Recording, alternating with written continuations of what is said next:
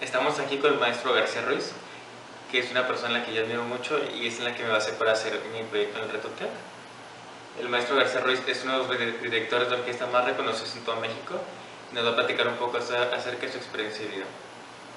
Maestro, ¿usted cuando empezó a trabajar supo que iba a llegar a donde está? Creo que cuando uno empieza su formación en cualquiera de las áreas que le interesan, creo que uno tiene sueños de grandeza.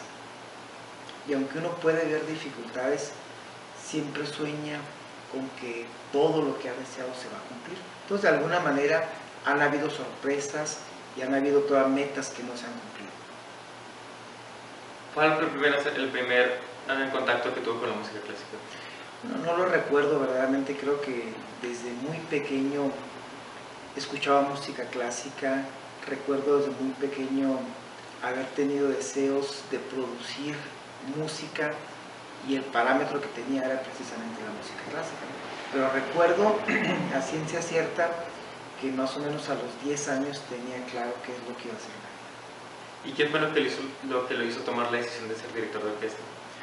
Bueno, yo primero tenía la idea siempre en el campo de la música, de ser pianista, de ser compositor, pero al enfrentarme a las partituras y ver lo complejo que era, sentía que yo podía convertirme en una voz de esos compositores y que era un mundo tan amplio, tan complejo y tan largo realmente, que creo que mi vida y mi voz quedó satisfecha al dedicarme a eso. ¿Y cuáles son las cualidades que tiene un director de orquesta?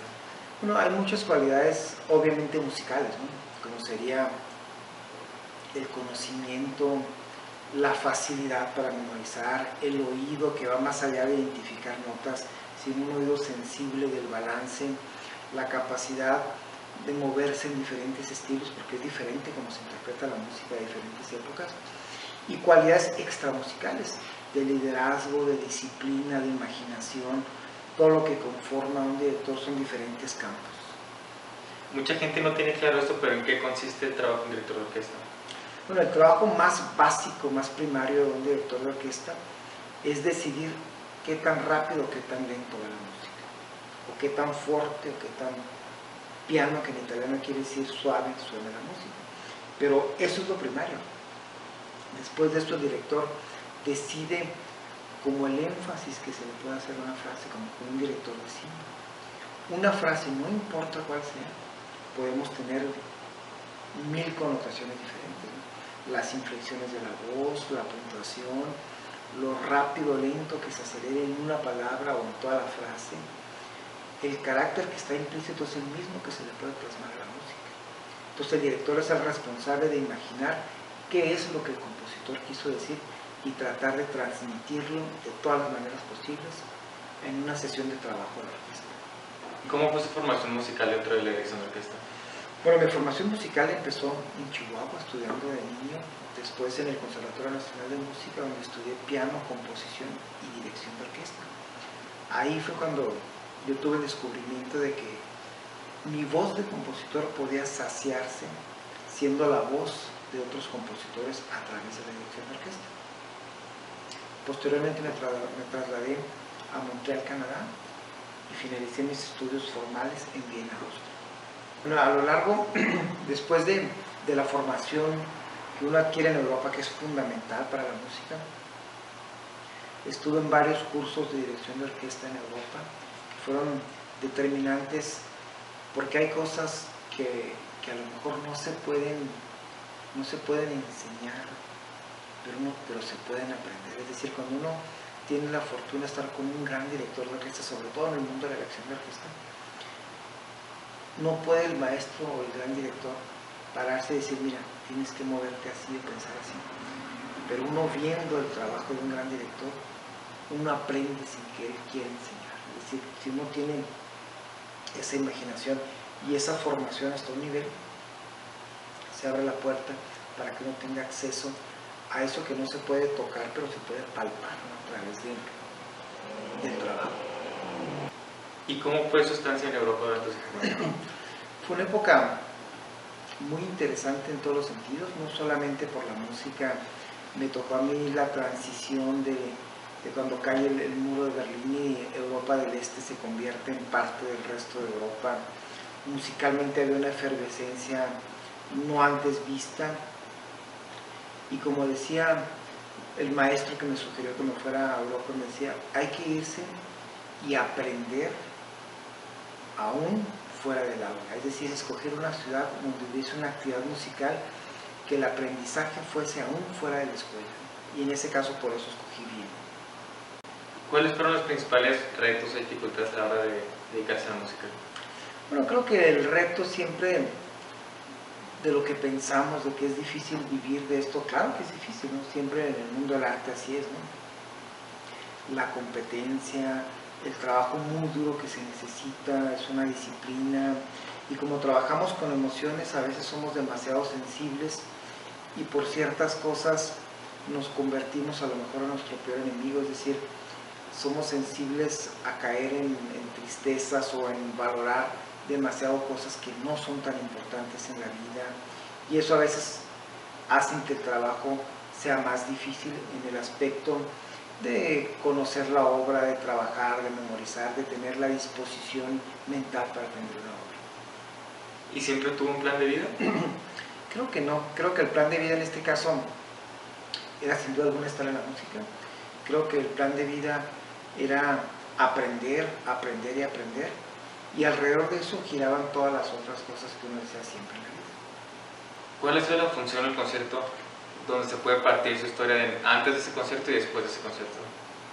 Bueno, yo creo que eso es difícil de decir. Ya después de que uno, digamos, está encaminado en la música, ¿no? Me viene a la mente una frase en la que decían, bueno, para ser director de orquesta son muchos años, se necesita haber acabado la escuela indudablemente, se necesitan unos 15 años al menos para conocer el repertorio, otros 15 para dominar el repertorio.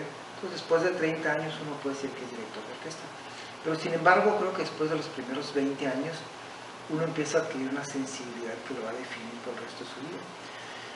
Yo creo que no hay un concierto en el que uno puede decir ahora soy completamente diferente, porque somos diferentes en varios momentos, en algunos somos mejores, sobrepasamos lo que somos o lo que creemos que somos, y en otros, digamos, volvemos a ese estándar de lo que ya somos, ¿no? Entonces hay varios momentos, y hay varios momentos que no dura todo el concierto, ¿no? Hay varios momentos que son milagrosos y uno se puede sentir verdaderamente cómodo en lo que está haciendo, y regresa uno a lo que es, ¿no? Hay un comentario maravilloso que decía Leonard Bernstein, el gran director de orquesta.